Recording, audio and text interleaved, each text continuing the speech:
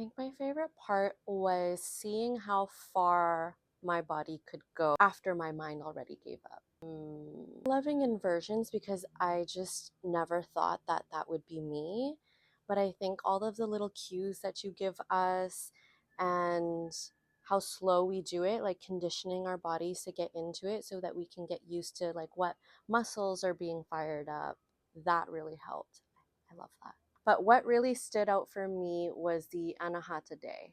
I love when we dive into the chakras each day and then we dive into the asanas that correspond to those chakras, because when we went into the hip opener, that was wild. And then the next day we went into, it's like everything happened intentionally for a reason to lead us up to like the big release of the heart. And I think that that was really memorable. I think it was perfect. You allowed yourself to read into our energy. Everything was really intentional and everything just flowed to where we were at. It met us, but it also like pushed us. Again, I think everything was so intentionally set up. When I came into this, I'm like, I meditate almost every day. I know what I'm doing. After day 4, I was fuming in my head and I couldn't follow my body. I couldn't feel things in my body because all the tabs were open. And then I forgot about these tabs over here. And so just like processing and going through those and trying to return back to the practice. And then like, no, we're not doing that today.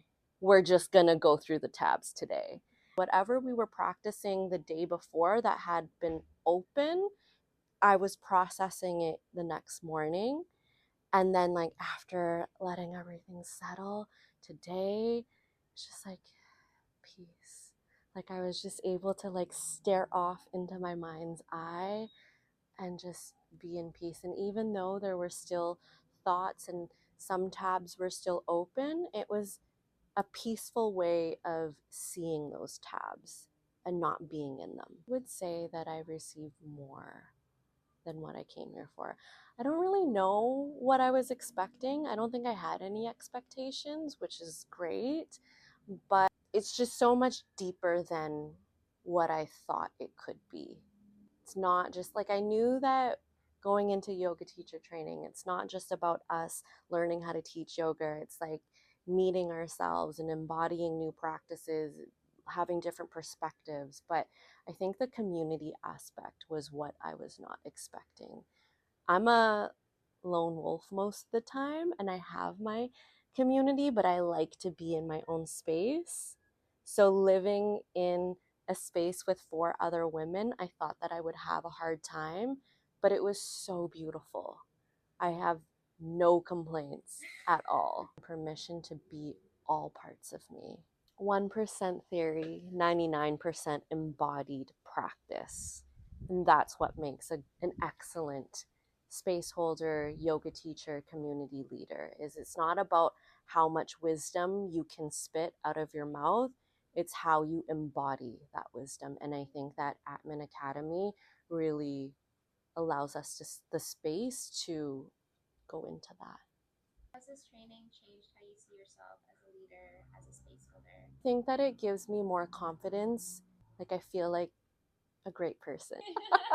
Can I say that? Am I allowed to say that? You know, but then we like question the way we hold space for others. Like, is this right? Is that right? Because we see so there's so much information out there. Then it just reels back into there's so many different ways to do things, and it's really what feels good to you, and it makes me more confident in leaning into what's good for me. Be great for everyone else, but it's going to be great for me and the people that magically make their way to me. Being true to myself, being authentic to who I am, what my practices are, what I am actually embody. Teaching again from a place of embodiment and not teaching from I'm reading this textbook and I'm going to do it this way. Just so grateful for the way you teach and hold space, and so grateful for you going on your own journey to getting yourself to where you are now so that you can teach from that place. It just feels so real and authentic, and it feels like we can really connect with you. Doesn't feel inauthentic. I have obviously a problem with inauthentic practices and not embodied leaders. And I think that from my past experiences, like experiencing that and stepping into this setting with you, it just feels like so genuine. And I'm really grateful that I got to learn from you.